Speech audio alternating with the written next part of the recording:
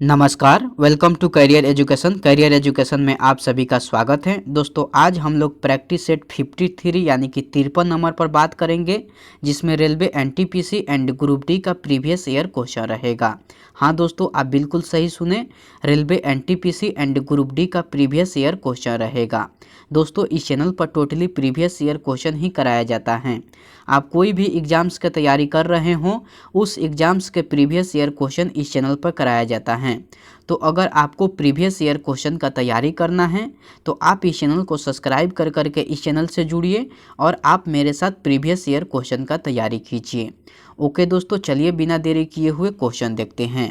1 number question कह रहा है कि शरीर के किस भाग से पित्त रस यानी कि बाइल जूस का उत्पादन होता है। 4 ऑप्शन दिया है, इसमें से आपको चुनकर बताना है कि शरीर के किस भाग से पित्त रस यानी कि बाइल जूस का उत्पादन होता है। तो यकृत से होता है। किस भाग से होता है दोस्तों? यकृत से होता है। तो ऑप्शन डी जो है वो आपका बिल्कुल सही उत्तर हो जाएगा। दोस्तों, यह क्वेश्चन कितना इम्पोर्टेंट है आपको यहाँ से पता चल जा रहा होगा। देखिए, यह क्वेश्चन कितना बार एग्जाम में रिपीट किया हुआ क्वेश्चन है।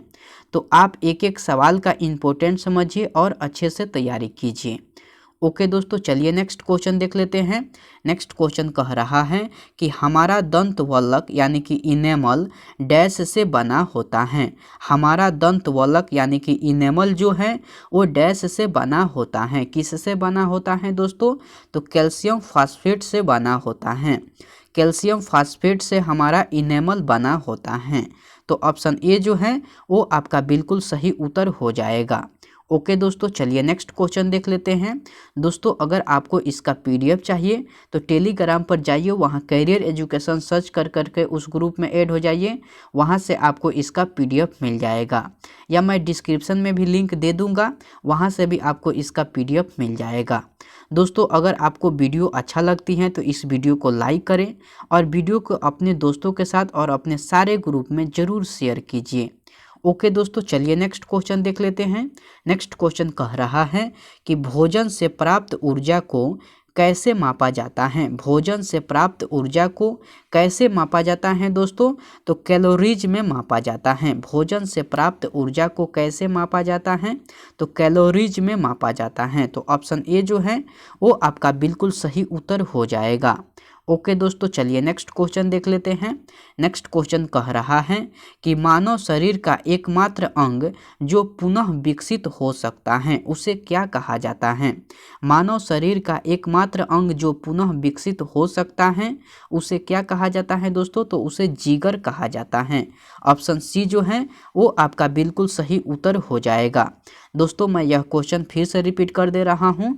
क्वेश्चन कह रहा है कि मानव शरीर का एकमात्र अंग जो पुनः विकसित हो सकता है उसे जिगर कहा जाता है। तो ऑप्शन सी जो है वो आपका बिल्कुल सही उत्तर हो जाएगा। ओके दोस्तों, चलिए नेक्स्ट क्वेश्चन देख लेते हैं। नेक्स्ट क्वेश्चन कह रहा है कि किसी व्यक्ति के पाचन तंत्र की जांच करने के लिए इस्तेमाल किया जाने वाला यंत्र कहलाता है। क्या कहलाता है दोस्तों? तो इंडोस्कोप कहलाता है। ऑप्शन सी जो है वो आपका बिल्कुल सही उत्तर हो जाएगा। दोस्तों, यह क्वेश्चन मैं फिर से रिपीट कर दे रहा हूँ। क्वेश्चन इंपॉर्टेंट है और मैक्सिमम चांस है कि यह क्वेश्चन रिपीट करेगी आपके एग्जाम में, इसलिए मैं यह क्वेश्चन फिर से रिपीट कर दे रहा हूँ। क्वेश्चन कह रहा है कि किसी व्यक्ति के पाचन तंत्र की जांच करने के लिए इस्तेमाल किया जाने वाला यंत्र कहलाता है। तो इंडोस्कोप कहलाता है। क्या कहलाता है दोस्तों? इंडोस्कोप कहलाता है। तो ऑप्शन सी जो है वो आपका बिल्कुल सही उत्तर हो जाएगा। ओके, चलिए नेक्स्ट क्वेश्चन देख लेते हैं। नेक्स्ट क्वेश्चन कह रहा है कि निम्नलिखित में से कौन पाचन तंत्र का हिस्सा नहीं है।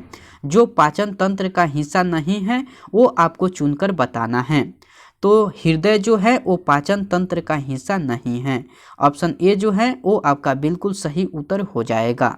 यह क्वेश्चन मैं फिर से रिपीट कर दे रहा हूँ। क्वेश्चन कह रहा है कि निम्नलिखित में से कौन पाचन तंत्र का हिस्सा नहीं है। जो पाचन तंत्र का हिस्सा नहीं है वो आपको चुनकर बताना है। तो हृदय जो है वो पाचन तंत्र का हिस्सा नहीं है। तो ऑप्शन ए जो है वो आपका बिल्कुल सही उत्तर हो जाएगा। दोस्तों, मैं उम्मीद करता हूं कि क्वेश्चन आपको अच्छे से समझ में आ रहा होगा। दोस्तों अगर आपको अच्छा वीडियो लगती है तो इस वीडियो को लाइक कर दीजिए, और अभी तक आप इस चैनल को सब्सक्राइब नहीं किए हैं तो प्लीज़ इस चैनल को सब्सक्राइब कर दीजिए और बेल आइकन को भी प्रेस कर दीजिए। दोस्तों आप कमेंट करके बताइए कि वीडियो आपको कैसी लगती हैं, और आपको और किस किस टॉपिक पर वीडियो चाहिए वो भी आप कमेंट करके बताइए। ओके दोस्तों, चलिए नेक्स्ट क्वेश्चन देख लेते हैं। नेक्स्ट क्वेश्चन कह रहा है कि किस प्रक्रिया के द्वारा आहार नली में भोजन जाता है। किस प्रक्रिया के द्वारा आहार नली में भोजन जाता है दोस्तों? तो अंतर्ग्रहण प्रक्रिया के द्वारा जाता है। किस प्रक्रिया के द्वारा आहार नली में भोजन जाता है? तो अंतर्ग्रहण प्रक्रिया के द्वारा जाता है। तो ऑप्शन ए जो है वो आपका बिल्कुल सही उत्तर हो जाएगा। ओके दोस्तों, चलिए नेक्स्ट क्वेश्चन देख लेते हैं। नेक्स्ट क्वेश्चन कह रहा है कि भोजन नली की दीवारों के संकुचन और प्रसारण को डैश गति कहा जाता है। मैं क्वेश्चन फिर से रिपीट कर दे रहा हूं। भोजन नली की दीवारों के संकुचन और प्रसारण को डैश गति कहा जाता है। तो क्रमाकुचन गति कहा जाता है। कौन सा गति कहा जाता है दोस्तों? क्रमाकुचन गति कहा जाता है। तो ऑप्शन ए जो है वो आपका बिल्कुल सही उत्तर हो जाएगा। ओके दोस्तों, चलिए नेक्स्ट क्वेश्चन देख लेते हैं। नेक्स्ट क्वेश्चन कह रहा है कि निम्न में से कौन मानव आहार नली का भाग नहीं है।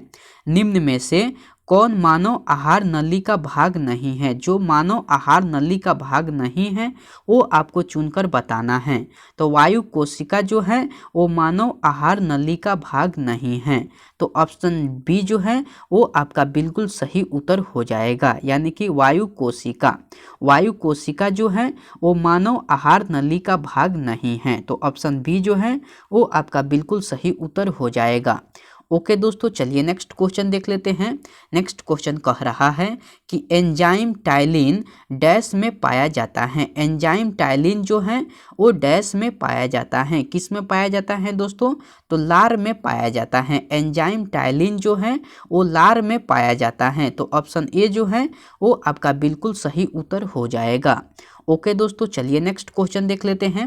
नेक्स्ट क्वेश्चन कह रहा है कि पाचन के बाद कार्बोहाइड्रेट को परिवर्तित कर दिया जाता है। पाचन के बाद कार्बोहाइड्रेट को परिवर्तित कर दिया जाता है। तो ग्लूकोज में परिवर्तित कर दिया जाता है। कार्बोहाइड्रेट को पाचन के बाद परिवर्तित कर दिया जाता है तो ग्लूकोज में परिवर्तित कर दिया जाता है।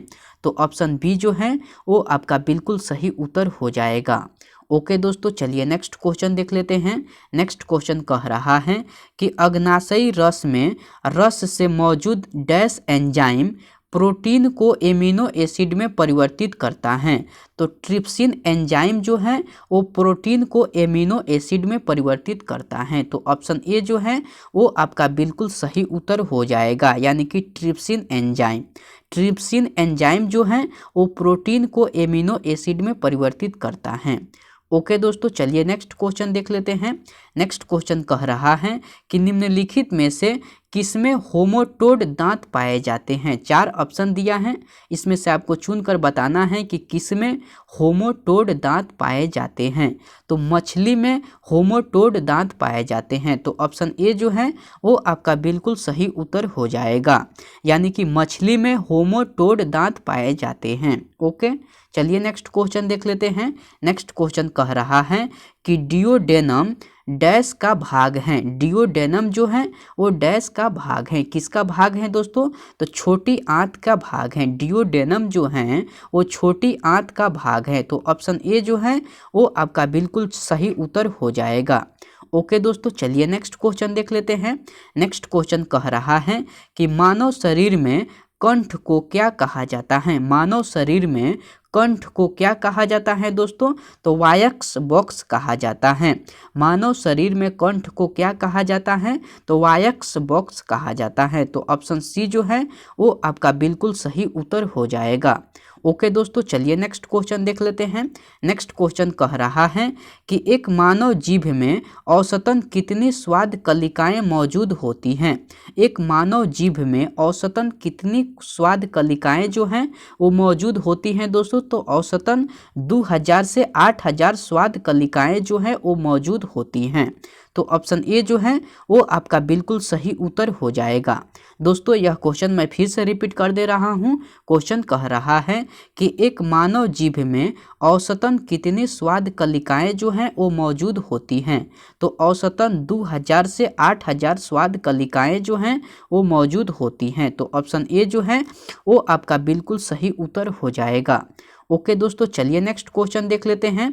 नेक्स्ट क्वेश्चन कह रहा है कि पाचन तंत्र में मौजूद रस में डैश शामिल होता है। पाचन तंत्र में मौजूद रस में डैश शामिल होता है। तो HCl शामिल होता है। क्या शामिल होता है दोस्तों? HCl शामिल होता है। तो ऑप्शन ए जो है वो आपका बिल्कुल सही उत्तर हो जाएगा। मैं यह क्वेश्चन फिर से रिपीट कर दे रहा हूँ। क्वेश्चन कह रहा है कि पाचन तंत्र में मौजूद रस में डैश शामिल होता है। तो HCl शामिल होता है। ऑप्शन ए जो है वो आपका बिल्कुल सही उत्तर हो जाएगा। ओके दोस्तों, चलिए नेक्स्ट क्वेश्चन देख लेते हैं। नेक्स्ट क्वेश्चन कह रहा है कि पाचन में मदद करने के लिए शरीर में कौन सा एसिड प्रयोग किया जाता है। पाचन में मदद करने के लिए शरीर में कौन सा एसिड प्रयोग किया जाता है दोस्तों? तो हाइड्रोक्लोरिक एसिड जो है वो प्रयोग किया जाता है।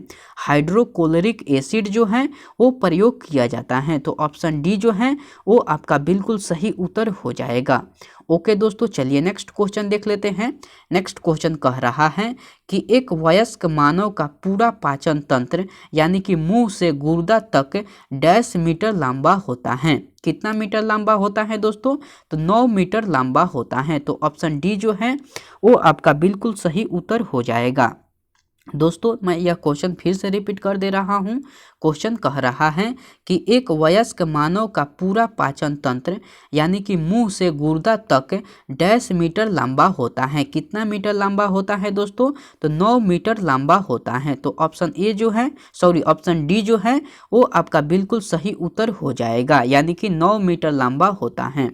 ओके दोस्तों, चलिए नेक्स्ट क्वेश्चन देख लेते हैं। नेक्स्ट क्वेश्चन कह रहा है कि आपको पाचन के दौरान पित्त की भूमिका डैश होती है। पाचन के दौरान पित्त की जो भूमिका है वो डैश होती है। क्या होती है दोस्तों? तो वसा का पायसीकरण करना होती है। पाचन के दौरान पित्त की जो भूमिका है वो वसा का पायसीकरण करना होती है। तो ऑप्शन बी जो है वो आपका बिल्कुल सही उत्तर हो जाएगा। ओके दोस्तों, चलिए नेक्स्ट क्वेश्चन तो रहा नहीं, इतना क्वेश्चन मैं लेकर आया हुआ था। उम्मीद करता हूँ कि सारा क्वेश्चन आपको याद हो गया होगा। दोस्तों, अगर आपको सारा क्वेश्चन याद नहीं हुआ है तो आप इस वीडियो को फिर से देखिए। आपके लिए एक एक सवाल इम्पोर्टेंट है। मैं वही क्वेश्चन लेकर आया हुआ था जो आपके लिए अति आवश्यक प्रश्न है।